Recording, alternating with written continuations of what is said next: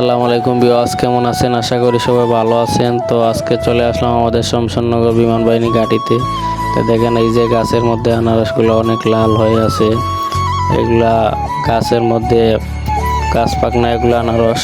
তো যারা যারা আনারসগুলো খাইতে চান এই যে ঘাঁটিতে আসতে হবে। এই যে আমার বন্ধু দেখতেছেন দুইটা, একটা কুমিল্লা থেকে আসছে, বলতেছে বন্ধু এই যে তোমাদের এখানে ঘাঁটিতে ঘুরতে যাব, তাই নিয়ে আসলাম তাকে এই যে বিমানবন্দর এয়ারপোর্ট ঘাঁটিতে। তো এখানে শুধু আনারসই লাগাইছে, অনেক জায়গা আবাদ করছে, আবাদ করে আনারস বাগান লাগাইছে।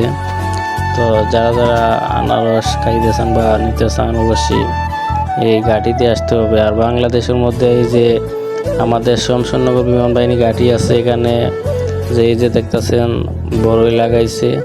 এই বড়ইগুলো অনেক সুস্বাদু। এই যে তারা কিন্তু বড়ইগুলো দেখে লাফালাফি করতেছে কোনটা পারবো কোনটা না।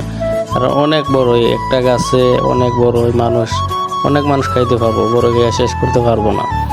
এই বড়ইগুলো আপনি নিচে দাইগা হাত দিয়ে ফাইরা ফাইরা খাইতে পারবেন, ছোটো ছোটো গাছ।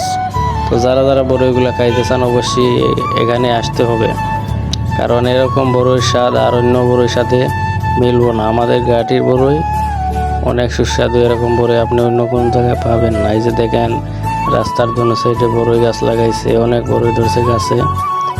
তো যারা যারা খাইতে চান অবশ্যই চলে আসবেন।